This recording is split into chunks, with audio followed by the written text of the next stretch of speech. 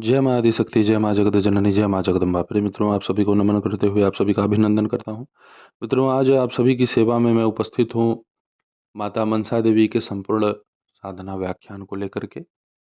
भगवान श्री हरि नारद संवाद सहित मनसा देवी के गुप्त व अद्भुत मंत्र और इनके चमत्कारिक स्तोत्र को आप सभी के सन्मुख प्रस्तुत करूंगा। इस स्तोत्र को जपने से, इसका पाठ करने से आपको क्या लाभ होगा, इन सब पर आज विस्तार से आप सभी के सन्मुख में चर्चा करूंगा। तो मित्रों, भगवान नारायण व नारद संवाद आप सभी के सन्मुख प्रस्तुत करता हूं। आप इसे श्रवण करें। भगवान श्री हरि नारायण कहते हैं कि हे नारद, मनसा देवी का चरित्र तुमसे कहता हूं, इसे ध्यानपूर्वक श्रवण करो। ये भगवती कश्यप जी की मानसी कन्या है तथा मन से उदीप्त होती हैं, इसलिए मनसा देवी के नाम से विख्यात हैं। आत्मा में रमण करने वाली इन सिद्ध योगिनी वैष्णवी देवी ने 3 युगों तक पर ब्रह्म भगवान श्री कृष्ण की तपस्या की है। गोपीपति परम प्रभु उन परमेश्वर ने इनके वस्त्र और शरीर को जीर्ण देखकर इनका जरत्कारु नाम रख दिया। साथ ही कृपा निधि ने कृपापूर्वक इनकी सभी अभिलाषाएं पूर्ण कर दी। इनकी पूजा का प्रचार किया और स्वयं भी इनकी पूजा की। स्वर्ग में, ब्रह्मलोक में, भूमंडल में और पाताल में सर्वत्र इनकी पूजा प्रचलित हुई। संपूर्ण जगत में ये अत्यधिक गौरवर्णा, सुंदरी और मनोहारिणी हैं। अतएव ये साध्वी देवी जगत गौरी के नाम से विख्यात होकर सम्मान प्राप्त करती हैं। भगवान शिव से शिक्षा प्राप्त करने के कारण ये देवी शैवी कहलाती हैं। भगवान विष्णु की ये अनंत उपासिका हैं, अतएव लोग इन्हें वैष्णवी कहते हैं। राजा जनमेजय के यज्ञ में इन्हीं के सप्रयत्न से नागों के प्राणों की रक्षा हुई थी, अतः इनका नाम नागेश्वरी और नागभामिनी पड़ गया। विष का संहार करने में परम समर्थ होने से इनका नाम विषहरी है। इन्हें भगवान शंकर से योग सिद्धि प्राप्त हुई थी, अतः ये सिद्ध योगिनी कहलाने लगी। इन्होंने शंकर से महान गोपनीय ज्ञान एवं मृत संजीवनी नामक उत्तम विद्या प्राप्त की है। इस कारण विद्वान पुरुष इन्हें महाज्ञान युता कहते हैं। ये परम तपस्विनी देवी मुनिवर आस्तिक की माता हैं, अतः ये देवी जगत में सुप्रतिष्ठित होकर आस्तिक माता नाम से विख्यात हुई हैं। जगत पूज्य योगी महात्मा मुनिवर जरत्कारु की प्यारी पत्नी होने के कारण ये जरत्कारु प्रिया नाम से विख्यात हुई। जरत्कारु जगत गौरी, मनसा, सिद्ध योगिनी, वैष्णवी, नागभामिनी, शैवी, नागेश्वरी, जरत्कारु प्रिया, आस्तिक माता, विषहरी और महाज्ञान युता, इन 12 नामों से विश्व इनकी पूजा करता है। जो पुरुष पूजा के समय इन 12 नामों का पाठ करता है, उसे तथा उसके वंशज को कभी भी सर्प का भय नहीं होता। जिस शयनागार में नागों का भय हो, जिस भवन में बहुत नाग भरे हों, नागों से युक्त होने के कारण जो महान दारुण स्थान बन गया हो, जो नागों से वेष्टित हो अर्थात भरा हो, घिरा हो, वहां भी पुरुष इस स्तोत्र का पाठ करके सर्प भय से मुक्त हो जाता है। इसमें कोई संशय नहीं है। जो नित्य इसका पाठ करता है, उसे देखकर नाग भाग जाते हैं। 10 लाख पाठ करने से यह स्तोत्र मनुष्यों के लिए सिद्ध हो जाता है। जिसे यह स्तोत्र सिद्ध हो गया, वह विष भक्षण करने तथा नागों का आभूषण बनाकर नाग सवारी करने में समर्थ हो जाता है। वह नागासन, नागतल्प तथा महान सिद्ध हो जाता है। मुनिवर, अब मैं देवी मनसा की पूजा का विधान तथा साम वेदोक्त ध्यान बतलाता हूँ, इसे श्रवण करो। भगवती मनसा श्वेत चंपक पुष्प के समान वर्ण वाली हैं। इनका विग्रह रत्नमय भूषणों से विभूषित है। अग्नि शुद्ध वस्त्र इनके शरीर की शोभा बढ़ा रहे हैं।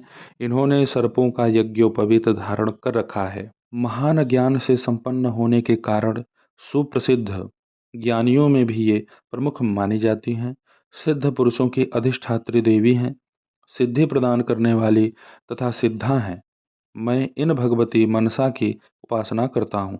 इस प्रकार ध्यान करके मूल मंत्र से भगवती की पूजा करनी चाहिए। अनेक प्रकार के नैवेद्य तथा गंध, पुष्प और अनुलेपन से देवी की पूजा होती है। सभी उपचार मूल मंत्र को पढ़कर अर्पण करना चाहिए। मुने, इनके मूल मंत्र का नाम है मूल कल्पतरु। यह सुप्रसिद्ध मंत्र है। ओम ह्रीं श्रीं क्लीं ऐं मनसा देव्यै स्वाहा। यह मंत्र भक्तों के संपूर्ण मनोरथ को पूर्ण करने वाला है। 5 लाख मंत्र जप करने पर यह मंत्र सिद्ध हो जाता है। जिसे इस मंत्र की सिद्धि प्राप्त हो गई वह धरातल पर सिद्ध है। उसके लिए विष भी अमृत के समान हो जाता है। उस पुरुष की धन्वंतरी से तुलना की जा सकती है। ब्राह्मण, जो पुरुष आषाढ़ की संक्रांति के दिन गुड़ा अर्थात कपास या सेहुड़ नाम वृक्ष की शाखा पर यत्नपूर्वक इन भगवती मनसा का आवाहन करके भक्ति भाव के साथ पूजा करता है तथा मनसा पंचमी को उन देवी के लिए बलि अर्पण करता है, वह अवश्य ही धनवान, पुत्रवान और कीर्तिमान होता है। महाभाग मुने पूजा का विधान कह चुका। अब धर्मदेव के मुख से जैसा कुछ सुना है वह उपाख्यान कहता हूँ, आप इसे श्रवण करो।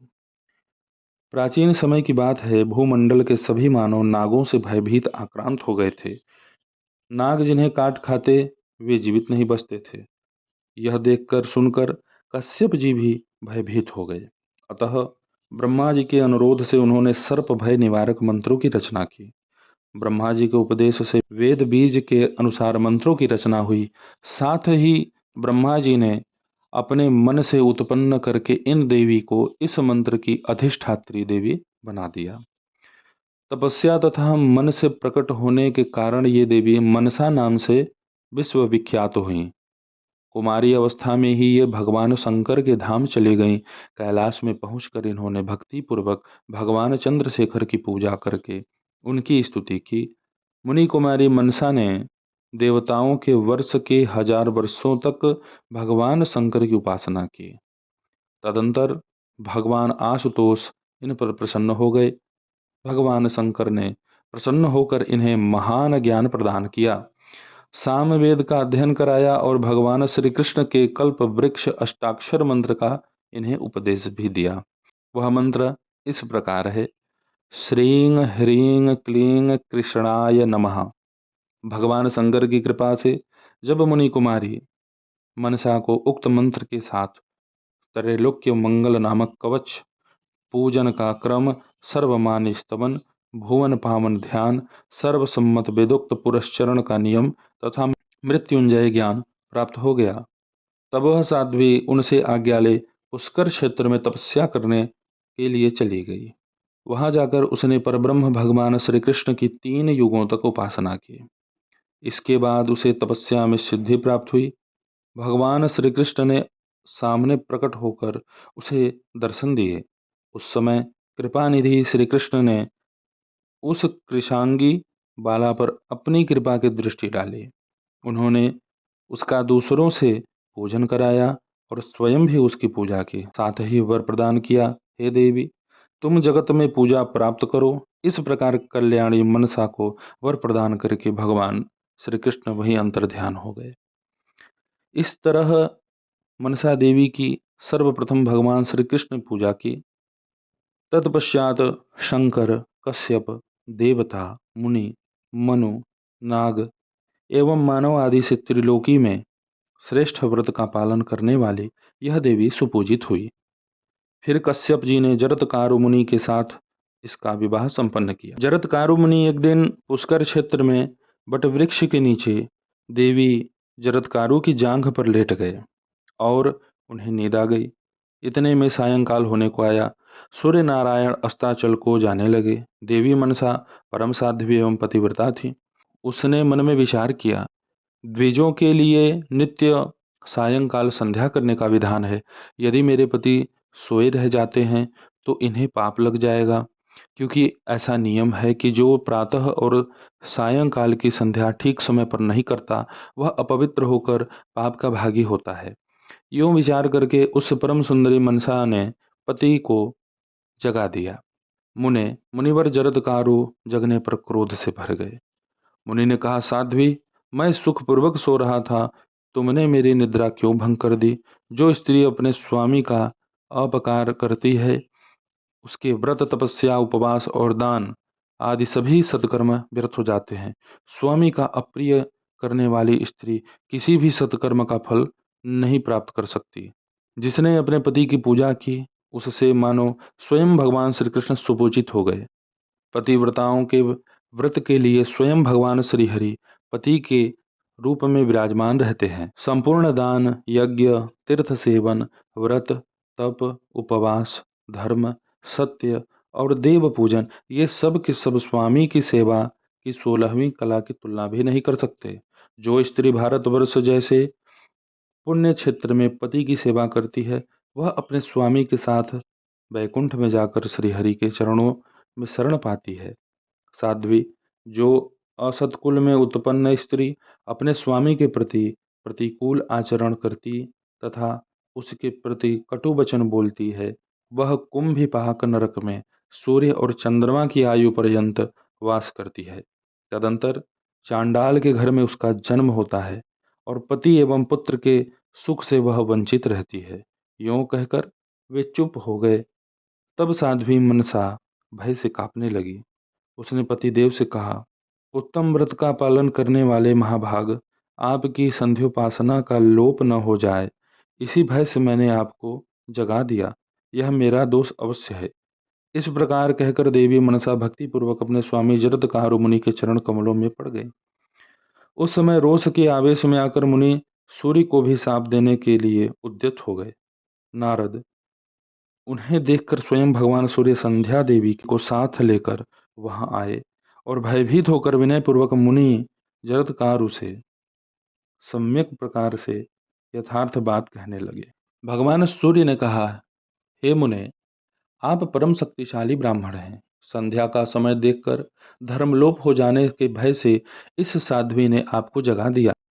हे विप्रवर, मैं आपकी शरण में उपस्थित हूँ। मुझे शाप देना आपके लिए उचित नहीं है।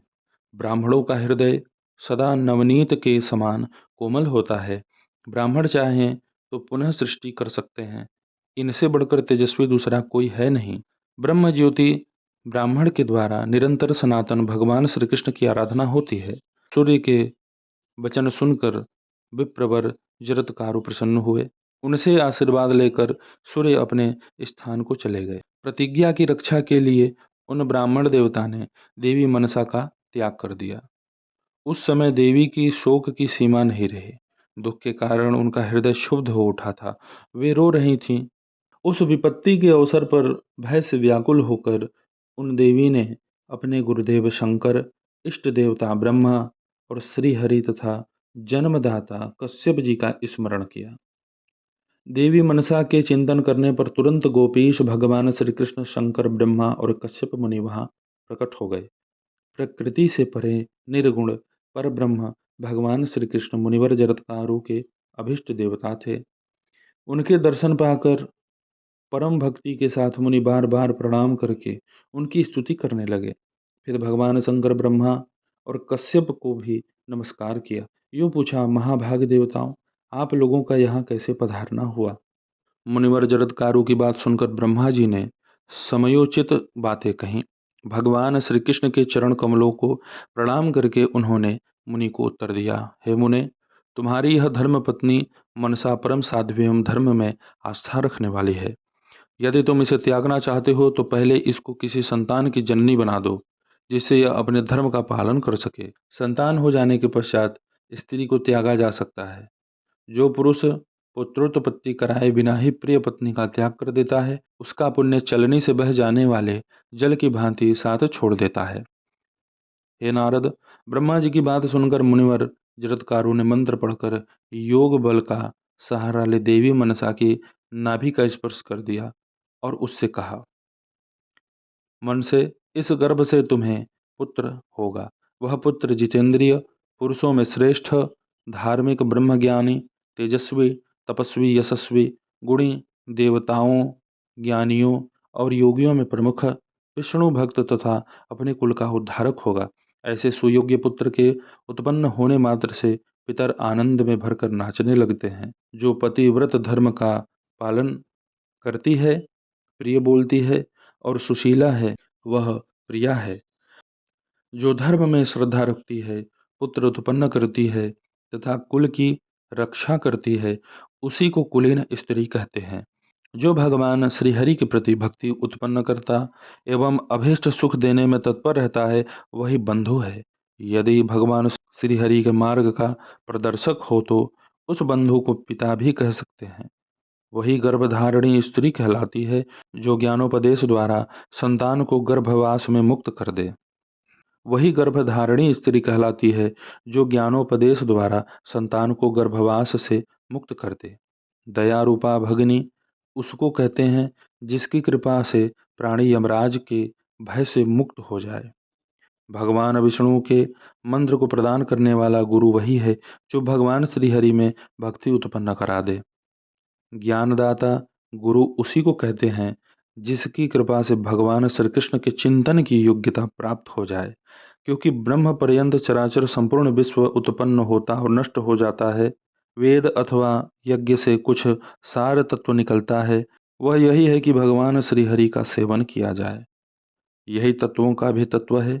भगवान श्रीहरि की उपासना के अतिरिक्त सब कुछ केवल विडंबना मात्र ही है।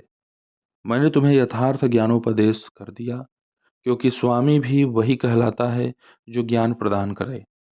ज्ञान के द्वारा बंधन से मुक्त करने वाला स्वामी माना जाता है, और वही यदि बंधन में डालता है तो शत्रु है। जो गुरु भगवान श्रीहरि में भक्ति उत्पन्न करने वाला ज्ञान नहीं देता, उसे शिष्यघाती कहते हैं, क्योंकि वह शिष्य को बंधन मुक्त नहीं कर सकता। जो जननी के गर्भ में रहने के क्लेश से तथा यम यातना से मुक्त नहीं कर सकता, उसे गुरु, तात और बांधव कैसे कहा जाए। भगवान श्री कृष्ण का सनातन मार्ग परमानंद स्वरूप है। जो निरंतर ऐसे मार्ग का प्रदर्शन नहीं करता, वह मनुष्यों के लिए कैसा बांधव है। अतः हे साध्वी, तुम निर्गुण एवं अच्युत ब्रह्म भगवान श्री कृष्ण की उपासना करो। इनकी उपासना से पुरुषों के सारे कर्म मूल कट जाते हैं। हे प्रिय, मैंने जो तुम्हारा त्याग कर दिया है, इस अपराध को क्षमा करो। साध्वी स्त्रियां क्षमा परायण होती हैं। सत्व गुण के प्रभाव से उनमें क्रोध नहीं रहता। देवी, मैं तपस्या करने के लिए पुष्कर क्षेत्र में जा रहा हूँ। तुम भी सुखपूर्वक यहाँ से जा सकती हो, क्योंकि निष्प्रिय पुरुषों के लिए एकमात्र मनोरथ यही है कि वे भगवान श्री कृष्ण के चरण कमल की उपासना में लग जाएं। मुनिवर, जरत्कारु का यह वचन सुनकर देवी मनसा शोक से आतुर हो गई। उसकी आंखों में आंसू भर आए। उसने विनय भाव प्रदर्शित करते हुए अपने प्राण प्रिय पति देव से कहा, मैंने आपकी निद्रा भंग कर दी, यह मेरा दोष नहीं कहा जा सकता, जिससे आप मेरा त्याग कर रहे हैं। अतएव मेरी प्रार्थना है कि जहाँ मैं आपका स्मरण करूं, वहीं आप मुझे दर्शन देने की कृपा कीजिएगा। पतिव्रता स्त्रियों के लिए स्वपुत्रों से भी अधिक प्रेम का भाजन पति है। पति स्त्रियों के लिए सम्यक प्रकार से प्रिय है। अतएव विद्वान पुरुषों ने पति को प्रिय की संज्ञा दी है। जिस प्रकार एक पुत्र वालों का पुत्र में, वैष्णव पुरुषों का भगवान श्री हरि में, एक नेत्र वालों का नेत्र में, प्यासे जनों का जल में, क्षुधातुरों का अन्न में, विद्वानों का शास्त्र में तथा वैश्यों का वाणिज्य में निरंतर मन लगा रहता है, हे प्रभु, वैसे ही पतिव्रता स्त्रियों का मन सदा अपने स्वामी का किंकर बना रहता है। इस प्रकार कहकर मनसा देवी अपने स्वामी के चरणों में पड़ गईं। मुनिवर जरत्कारु कृपा के समुद्र थे। उन्होंने क्षण भर के लिए उसे अपने हृदय से लगा लिए। दोनों जनों के नेत्रों से जल की धारा गिरने लगी। तत्पश्चात वे दोनों पति पत्नी ज्ञान द्वारा शोक से मुक्त हुए। तदंतर मुनिवर जरत्कारु परमात्मा भगवान श्री कृष्ण के चरण कमल का बार बार स्मरण करते हुए अपनी प्रिया मनसा को समझाकर तपस्या करने के लिए चले गए। उधर देवी मनसा भी कैलाश पर पहुंचकर अपने गुरु भगवान शंकर के निवास गृह में चली गई। वह शोक से व्याकुल थी। भगवती पार्वती ने उसे भली भांति समझाया। भगवान शंकर ने भी उसे मंगलमय ज्ञान देकर ढांढस बंधाया। वह शिव धाम में रहने लगी। वहाँ उत्तम दिन की मंगलमयी बेला में साध्वी मनसा ने पुत्र उत्पन्न किया, जो भगवान नारायण का अंश और योगियों एवं ज्ञानियों का भी गुरु था। वह गर्भ में था, तभी भगवान शंकर के मुख से उसे महाज्ञान की उपलब्धि हो चुकी थी। अतएव वह बालक योगींद्र तथा योगियों और ज्ञानियों का गुरु होने का अधिकारी बना। भगवान शंकर ने उसका जात कर्म और नामकरण आदि मांगलिक संस्कार कराया। भगवान शिव ने उस शिशु के कल्याणार्थ उसे वेद पढ़ाए। बहुत से मणि रत्न और किरीट ब्राह्मणों को दान दिए। देवी पार्वती द्वारा लाखों गौवें तथा भांति भांति के रत्न ब्राह्मणों को वितरण किए गए। भगवान शिव स्वयं उस बालक को चारों वेद एवं वेदांग निरंतर पढ़ाते रहे। साथ ही मृत्युंजय ने श्रेष्ठ ज्ञान का भी उपदेश किया। मनसा की अपने प्राण वल्लभ पति में, इष्टदेव श्रीहरि में तथा गुरुदेव भगवान शिव में पूर्ण भक्ति थी। अतः यस्या भक्ति आस्ते तस्याह पुत्रः, इस व्युत्पत्ति के अनुसार उस पुत्र का नाम आस्तिक हुआ। वहाँ आए हुए मुनिवर जरत्कार उसी क्षण भगवान शंकर से आज्ञा लेकर भगवान विष्णु की तपस्या करने के लिए पुष्कर क्षेत्र चले गए थे। उन तपोधन मुनि ने परमात्मा श्री कृष्ण का महामंत्र प्राप्त करके दीर्घ काल तक तप किया। फिर वे महान योगी मुनि भगवान शंकर को प्रणाम करके कैलाश पर आए। शंकर को नमस्कार करके कुछ समय के लिए वहीं रुक गए। तब वह बालक भी वहीं था। उदार देवी मनसा उस बालक को लेकर अपने पिता कश्यप मुनि के आश्रम में चली गई। उस समय पुत्रवती कन्या को देखकर प्रजापति कश्यप के मन में अपार हर्ष हुआ। मुने, उस अवसर पर प्रजापति ने ब्राह्मणों को प्रचुर रत्न दान किए। शिशु के कल्याणार्थ असंख्य ब्राह्मणों को भोजन कराया। परम तप कश्यप जी की दिति अदिति तथा अन्य भी जितनी पत्नियां थीं, उनके मन में भी बड़ी प्रसन्नता हुई। उनकी वह कन्या मनसा पुत्र के साथ सुदीर्घ काल तक उस आश्रम पर ठहरी रही। इसी के आगे का उपाख्यान कहता हूँ, इसे भी श्रवण करो। अभिमन्यु कुमार राजा परीक्षित को ब्राह्मण का शाप लग गया। ब्राह्मण दुर्दैव की प्रेरणा से ऐसा कर्म बन गया कि सहसा परीक्षित शाप से ग्रस्त हो गए। ऋषि श्रृंगी ने कौशिकी का जल हाथ में लेकर शाप दे दिया कि 1 सप्ताह के बीतते ही तक्षक सर्प तुम्हें काट खाएगा। तक्षक ने 7वें दिन उन्हें डस लिया। राजा सहसा शरीर त्याग कर परलोक चले गए। जनमेजय ने उन अपने पिता का दाह संस्कार कराया। मुने, इसके बाद उन महाराज जनमेजय ने सर्प सत्र आरंभ कर दिया। तक्षक भय से घबराकर इंद्र की शरण में चला गया। तब ब्राह्मण मंडली इंद्र सहित तक्षक को होम देने के लिए उद्यत हो गई। ऐसी स्थिति में इंद्र के 7 देवता भगवती मनसा के पास गए। उस समय इंद्र भय से अधीर हो उठे थे। उन्होंने भगवती मनसा की स्तुति की। फलस्वरूप मुनिवर आस्तिक माता की आज्ञा से राजा जनमेजय के यज्ञ में आए। उन्होंने जनमेजय से इंद्र और तक्षक के प्राणों की याचना की। ब्राह्मणों की आज्ञा अथवा कृपावश राजा ने वर दे दिया। यज्ञ की पूर्णाहुति कर दी गई। सुप्रसन्न राजा द्वारा ब्राह्मण यज्ञांत दक्षिणा पा गए। तत्पश्चात ब्राह्मण देवता और मुनि सभी देवी मनसा के पास गए तथा सबने पृथक पृथक उस देवी की पूजा और स्तुति की। इंद्र ने पवित्र हो श्रेष्ठ सामग्रियों को लेकर के उनके द्वारा देवी मनसा का पूजन संपन्न किया। फिर वे भक्तिपूर्वक नित्य पूजा करने लगे। षोडशोपचार से अतिशय आदर प्रकट करते हुए उन्होंने पूजा और स्तुति की। यों देवी मनसा की अर्चना करने के पश्चात ब्रह्मा विष्णु एवं शिव आज्ञानुसार संतुष्ट हो सभी देवता अपने स्थानों पर चले गए। हे मुने, इस प्रकार की ये संपूर्ण कथाएं कह चुका। अब आगे क्या सुनना चाहते हो? नारद जी ने पूछा कि हे प्रभु, देवराज इंद्र ने किस स्तोत्र से देवी मनसा की स्तुति की थी तथा किस विधि के क्रम से पूजन किया था, इस प्रसंग को मैं सुनना चाहता हूँ। भगवान श्री हरि नारायण कहते हैं, हे नारद, देवराज इंद्र ने स्नान किया, पवित्र हो आचमन करके 2 नूतन वस्त्र धारण किए। देवी मनसा को रत्नमय सिंहासन पर विराजित किया। और भक्तिपूर्वक स्वर्ग गंगा का जल रत्नमय कलश में लेकर वेद मंत्रों का उच्चारण करते हुए उससे देवी को स्नान कराया।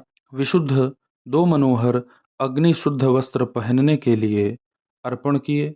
देवी के संपूर्ण अंगों में चंदन लगाया। भक्तिपूर्वक पाद्य और अर्घ्य को उनके सामने निवेदित किया। उस समय देवराज इंद्र, गणेश, सूर्य, अग्नि, विष्णु, शिव और गौरी इन 6 देवताओं का पूजन करने के पश्चात साध्वी मनसा की पूजा की थी। ओम ह्रीं श्रीं मनसा देव्यै स्वाहा इस दशाक्षर मूल मंत्र का उच्चारण करके यथोचित रूप से पूजन की सभी सामग्री देवी को अर्पण किया। इस तरह 16 प्रकार के दुर्लभ वस्तुएं देवराज इंद्र के द्वारा साध्वी मनसा की सेवा में अर्पित हुई। भगवान विष्णु की प्रेरणा से इंद्र प्रसन्नतापूर्वक भक्ति सहित पूजा में लगे रहे। उस समय उन्होंने नाना प्रकार के बाजे बजवाए। देवी मनसा के ऊपर पुष्पों की वर्षा होने लगी।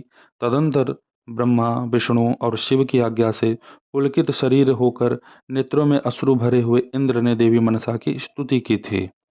इंद्र बोले, देवी तुम साध्वी पतिव्रताओं में परम श्रेष्ठ तथा परात्पर देवी हो।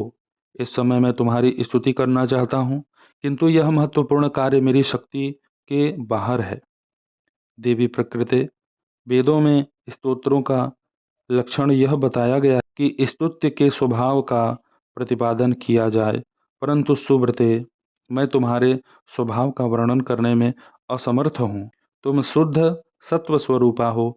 तुम में कोप और हिंसा का नितांत अभाव है। यही कारण है कि जरदकारो मुनि के द्वारा परित्यक्त होने पर भी तुमने मुनि को शाप नहीं दिया। हे साध्वी, मैंने माता अदिति के समान मानकर तुम्हारा पूजन किया है। तुम मेरी दया रूपिणी भगनी और माता के समान क्षमाशील हो। सुरेश्वरी, तुमने पुत्र और स्त्री सहित मेरे प्राणों की रक्षा की है। मैं तुम्हें पूजनीय बनाता हूँ। तुम्हारे प्रति मेरी प्रीति निरंतर बढ़ रही है। हे जगदम्बिके, यद्यपि इस जगत में तुम्हारी नित्य पूजा होती है, फिर भी मैं तुम्हारी पूजा का प्रचार और प्रसार कर रहा हूँ। हे सुरेश्वरी, जो पुरुष आषाढ़ मास की संक्रांति के समय मनसा संज्ञक पंचमी, नाग पंचमी को अथवा आषाढ़ से अश्विनी तक प्रतिदिन भक्ति के साथ तुम्हारी पूजा करेंगे, उनके यहाँ पुत्र पौत्र आदि और धन की वृद्धि होगी, यह निश्चित है। साथ ही वे यशस्वी, कीर्तिमान, विद्वान और गुणी होंगे। जो व्यक्ति अज्ञान के कारण तुम्हारी पूजा से विमुख होकर निंदा करेंगे, उनके यहाँ लक्ष्मी नहीं ठहरेगी और उन्हें सर्पों से सदा भय बना रहेगा। तुम स्वयं स्वर्ग में स्वर्ग लक्ष्मी हो, वैकुंठ में कमला की कला हो। ये मुनिवर जरत्कारु भगवान नारायण के साक्षात अंश हैं। पिताजी ने हम सबकी रक्षा के लिए ही तपस्या और तेज के प्रभाव से मन के द्वारा तुम्हारी सृष्टि की है। अतएव तुम मनसा देवी कहलाती हो। हे देवी, तुम सिद्ध योगिनी हो, अतः स्वतः मन से देवन अर्थात सर्वत्र गमन करने की शक्ति रखती हो। इसलिए जगत में मनसा देवी के नाम से पूजित और वंदिता होती हो। देवता भक्तिपूर्वक निरंतर मन से तुम्हारी पूजा करते हैं। इसी से विद्वान पुरुष तुम्हें मनसा देवी कहते हैं। हे देवी, तुम सदा सत्व सेवन करने से सत्य रूपा हो। जो पुरुष जिस वस्तु का निरंतर चिंतन करते हैं, वे वैसी वस्तु को 100 गुनी संख्या में पा जाते हैं। हे मुने, इस प्रकार इंद्र देवी मनसा की स्तुति करके वस्त्र और आभूषणों से विभूषित उस बहिन को साथ ले अपने निवास स्थान को चले गए। देवी मनसा ने अपने पुत्र के साथ पिता कश्यप जी के आश्रम में दीर्घ काल तक वास किया था। भ्रातृवर्ग सदा उनका पूजन, अभिवादन और सम्मान करता रहा। ब्रह्मन तदंतर एक बार गोलोक से सुरभि गौ आई और उसने अपने दूध से आदरणीय मनसा को स्नान कराकर सादर उनका पूजन किया। साथ ही उसने सर्वदुर्लभ गोप्य ज्ञान का भी उपदेश दिया। उस समय सुरभि देवताओं से पूजित हो सर्वलोक में चली गई। यह स्तोत्र पुण्य बीज कहलाता है। जो पुरुष मनसा देवी की पूजा करके इस स्तोत्र का पाठ करता है, उसे तथा उसके वंश के लिए कभी भी नागों से भय नहीं हो सकता। यदि यह स्तोत्र सिद्ध हो जाए तो पुरुष के लिए विष भी अमृत तुल्य हो जाता है। इस स्तोत्र का 5 लाख बार जप करने पर यह स्तोत्र सिद्ध हो जाता है। फिर मंत्र सिद्ध पुरुष सर्व सर्पशाही तथा सर्पवाहन हो सकता है, अर्थात उस पर सर्प का कोई प्रभाव नहीं पड़ता। मित्रों, आप सभी के सम्मुख मैंने माता मनसा का अत्यंत ही सुविस्तृत व्याख्यान प्रस्तुत किया।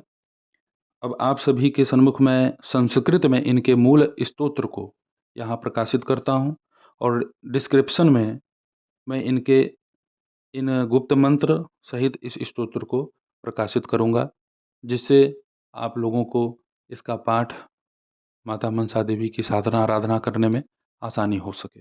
पुरंदर उवाच देवी त्वां स्तोतुमिच्छामि साध्वीनां प्रवराम वराम परात्परां च परमां न हि स्तोतुं क्षमो अधुना स्तोत्राणां लक्षणं वेदे स्वभावाख्यान तत्परं न क्षमः प्रकृते वक्तुं गुणानां तव सुव्रते शुद्धसत्त्वस्वरूपा त्वं कोपहिंसा विवर्जिता न च सप्तो मुनिस्तेन त्यक्त्या च त्वया यतः त्वं मया पूजिता साध्वी जन्नी मे यथादितिः दयारूपा च भगिनी क्षमारूपा यथा प्रसूः त्वया मे रक्षिता प्राणाः पुत्रदाराः सुरेश्वरी अहं करोमि त्वां पूज्यां प्रीतिश्च वर्धतो मम नित्यं यद्यपि त्वं पूज्या भवेयत्र जगदम्बिके तथापि तव पूजां च वर्धयामि च सर्वतः ये त्वामाषाढसङ्क्रान्त्यां पूजयिष्यन्ति भक्तितः पञ्चम्यां मनसाख्यायामि शान्तं वा दिने दिने पुत्रपौत्रादयस्तेषां वर्धन्ते च धनानि वै यशस्विनः कीर्तिमन्तो विद्यावन्तो गुणान्विताः ये त्वां न पूजयिष्यन्ति निन्दन्त्यज्ञानतो जनाः लक्ष्मीहीना भविष्यन्ति तेषां नागभयं सदा त्वं स्वर्गलक्ष्मीः स्वर्गे च वैकुण्ठे कमलाकला नारायणांशो भगवन् जरत्कारुर्मुनीश्वरः तपसा तेजसा त्वां च मनसा ससृजे पिता अस्माकं रक्षणायैव तेन त्वं मनसाभिधा मनसा देवितुं शक्ता स्वात्मना सिद्धियोगिनी तेन त्वं मनसा देवी पूजिता वन्दिता भवे ये भक्त्या मनसां देवाः पूजयन्त्यनिशं भृशं तेन त्वां मनसा देवीं प्रवदन्ति मनीषिणः सत्यस्वरूपा देवी त्वं शाश्वतसत्त्वनिषेवया यो हि यद् भावे नित्यं शतं प्राप्नोति तत्समम् इन्द्रश्च मनसा स्तुत्वा गृहीत्वा भगिनीं च तां पूजगाम स्वभवनं भूषावास परिगच्छदाम। तो मित्रों, यह भगवान इंद्र के द्वारा मनसा देवी की स्तुति यहाँ संपन्न हुई। आप सभी के सन्मुख मैंने संपूर्ण व्याख्यान प्रस्तुत किया। आप सभी लोग ध्यानपूर्वक यह व्याख्यान श्रवण करें। इस व्याख्यान को सुनने से भी अद्भुत लाभ होता है, हर प्रकार के भयों से मुक्ति मिलती है और माता मनसा की असीम अनुकंपा आपके ऊपर बनती है। तो मित्रों, आप सभी माता मनसा देवी की इस साधना को अवश्य ही संपन्न करें, इस मंत्र और स्तोत्र का जप करें। आप सभी के सन्मुख ऐसे ही गुप्त व चमत्कारिक विषयों के साथ उपस्थित होता रहूँगा, दिव्य प्रयोगों को लाता रहूँगा। तब तक आप सभी लोग अपना ध्यान रखें, सुखी रहें, स्वस्थ रहें। जय माता दी। हर हर महादेव।